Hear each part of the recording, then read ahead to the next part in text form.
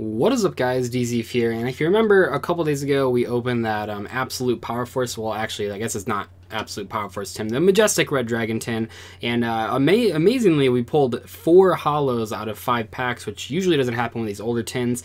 And in today's video we're opening the other tin from that wave. Well, I guess there's 3 tins, but we only bought 2 of them, and so this is from the same wave, so it has the same packs in there, so you guys can kind of see, hopefully, what the difference in cards is. I think it'd be really cool to try to pull an ultimate rare, not that I can actually like change that at all, but hopefully there's an ultimate rare here. That'd be pretty cool. And as far as these old tins go, if you remember, if you didn't watch that video, remember that I got these all at the Canadian YCS that just happened, and basically I was trying to sell a bunch of cards, and I got a lot of store credit, and I don't really need cards from them, or at least I didn't at that point, because they didn't have what I was looking for, but they did have a lot of old tins sitting around, so I thought I would just buy those to open them on the channel. I thought it'd be kind of a fun idea. You guys seem to like when I open the older product as well. Not that we're a product opening channel, but this is more like a review, sort of looking at the history of Yu-Gi-Oh tins and Yu-Gi-Oh promos, and yeah, I thought it'd be kind of fun. So anyway, let's just jump right in.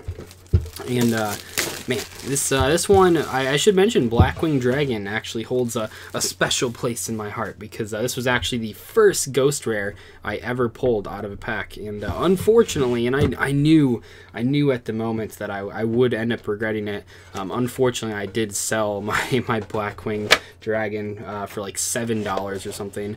I think it's just one of the things that you do as a kid where you don't like quite realize that like the $7 right then you won't really remember in like a year or two, but you will always remember like the card itself. Then we have that, so we have the 2 free cards in there, one of which is currently banned. We have, like I said, same pack layout, but the actual promos are different. So first off, we have Blackwing Dragon, which I believe is in Duel Links. I think that's like Crow's special cards. So we have Blackwing Dragon.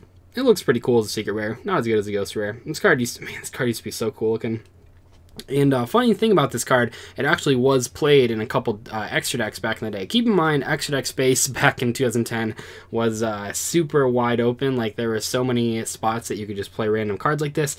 This card pretty much hard counters any burn deck, which I think is hilarious. Heck, you could even summon this against the Cannon Soldier FTK that's currently going around. But this just hard counters any burn deck, and people, even myself, well, obviously mine was ghost rare, so I just want to play it for that reason, but it was played in a couple decks. We have Green Baboon, Defender of the Forest, a card that seems really good until you understand that it can't summon itself in the damage step, and then it seems really bad, but it's still pretty cool. The Wicked Eraser, without a doubt the most usable Wicked God card. I think I mentioned that in the Why Nobody Plays Wicked Gods video, but this is like the most usable one. It saw some experimentation in Fire King decks. You can blow up this card in your hand with like Yaksha or Fire King Island, blow up the board. It's pretty cool, I guess. Blackwing Vayu, Emil of Honor. I can't even, you wouldn't believe it if you haven't been playing this game for that long. This card used to be so good. I mean, like, truly, which is crazy, because if you read it, it's a level 1 tuner that while it's face up on the field, it can't be used for a synchro summon, but you can banish it in the graveyard and then summon a synchro monster. This card used to be crazy, not only in Blackwings, but like in any Blackwing engine that was being splashed in like Light Swarms or Chaos decks. And also this card was very expensive because it was just like Ultra and ultimate rare, kind of like the whatever Battle Fader in the last video. And then we have Chimeratech Fortress Dragon. So this card was previously only a jump promo, kind of like Cyber Dinosaur, except that this card actually is good. So this card was really cool to get reprinted, and I think that this may be worth something still. I'm not entirely sure. Obviously, there are multiple printings of that card, not only in not holographic, but there's like an ultra rare printing as well. The Starflare printing, all sorts of stuff. So those are kind of cool. And then okay, let's get into the packs. So first off, we have the Shining Darkness, the set that would change everything. Kind of. So we have X-Saber Polymara. Oh, nice. This card actually saw play recently. Well, recently as in like 2016, 2015 era, when people would play this card in Pendulum Magicians or Pepe or whatever, because you could make Naturia Beasts after searching this card with King of the Fair Limps. We have Lynn the Light Charmer again. Fairy Archer. Interesting. Phantom Hand, the card that all Bad Infinity players, including myself when I first started, thought were like, this card was amazing. Infernity Beetle, very cool. Really popular card back in the day. It seems crazy now, like, if you just read this card's effect, like, if this was printed even without the hand restriction, I'm not sure people would even play it anymore, but it saw a ton of play back then. Spore, insanely popular card, really good card. So it was on the ban list multiple times. Magic Triangle, the Ice Barrier, Watt Fox, Genex Undyne, very cool. It's crazy to think that Genex Undyne pretty much was just like a joke card until Mermails came out. Saw some play in like different frog decks, but in general it wasn't a very popular card. And then suddenly they printed Atlanteans and it was so good. Key Mouse, okay. Phantom Hand again. X-Saber Palomaro again. Worm Call, broken. Electromagnetic Shield. And Watt Cube. Watt Fox. Blackwing Strafe. Oh my gosh. And Bio Falcon. I always like that card. It's this is kind of showing you guys how you're supposed to, or how these tins usually went, where you don't pull like any holographic cards in any of your packs, and I think that's funny. I think another example of where that like really matters in terms of like the I don't think in general that like the super rare you don't really notice that you pull like a holographic every single pack anymore, but I think the biggest places that I notice differences are in like these old tins where you can open a whole tin and not open any holographic cards, but also I think in your entry packs at tournaments. I remember like entering tournaments and only pulling like all rares, and it just sucked, or like sneak peeks and stuff. Anything where you're getting like 5 packs from Konami, you could have just never pulled a holo and it really sucked. Rose Fairy, Bicular, nice. Serpent Suppression, oh that's really scary artwork, holy crap. Fire Ant, Ascending Soul, Ritual of Destruction, Forgotten Temple of Deep, a card that I was a huge fan of, particularly in combination with Codaris. I believe that I've done a video about that, actually. Gravekeeper's Steel, nice. And Nature's Reflection. Looks pretty scary. Some of these old cards, I mean, you got to think, as far as like these edgy cards, like that one, and this one, you got to think that this is like 5Ds, and 5Ds, that was all about edge, right? And they had all the dark signers and stuff.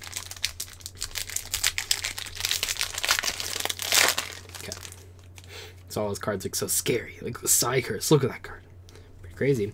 Rose Fairy again, Liar Wire, Reptilian Gardna, Jin Prognosticator of the Rituals. Which one does this do? Let's see. When did the, oh, it's just when the monster ritual summon using card inflicts battle damage to your opponent must select and discard 1 card. Yeah, maybe not as good as the releaser of rituals that prevents your opponent from special summoning. Machine King 3000 BC, Reptilian Servant. I low key guys, like I really tried to make reptilians work when I was a kid. Oh man, not very good, but whatever. Variety comes out. This card's crazy. Have you guys read this card? Return 1 face-up synchro monster you control to extra deck to select and special summon a tuner monster from your graveyard whose total levels equal the level of that synchro monster. You cannot synchro summon the turn you activate this card. First of all, it makes really no sense why you'd ever want to return a synchro monster to extra deck to summon a tuner monster of the same levels, because like that rarely would happen. Like you'd have to have a really low-leveled synchro monster, and it's not like you can make the synchro monster with that tuner and then bring back the tuner, because the tuner will obviously be lower level then. But then it's like, why would you ever put the restriction on there where you can't synchro summon the turn that you use it? Clearly the card is designed to help synchro summon. I don't know. It's very weird. Okay. And lastly, Gemini Counter. Broken. Spiritual Force. Wow, that looks really close to Secret Village of the Spellcasters. You guys remember that? I just posted that in a thumbnail like a couple days ago. This looks just like Secret Village. That's crazy. Infernity Necromancer. Broken. Enlightenment, and for the last Zero Gardner. Okay, I'm glad I got to show you guys the despair of these older tins, because this would happen, like I said in the last video, like it's not supposed to happen where you pull so many holos. It's just so unlikely. So it's good that I'm glad that I can show you guys that you would spend $20 on a tin, only really want like 1 or 2 of the promo cards, and then you would just pull nothing. Way worse than nowadays. Time Passage, that guy. Quick Draw Sync. Oh, okay, that's actually really cool. Quick Draw Synchro, nice. and Roar of the Earthbound. So that's how tins used to go, just in general. I think more so than that last video.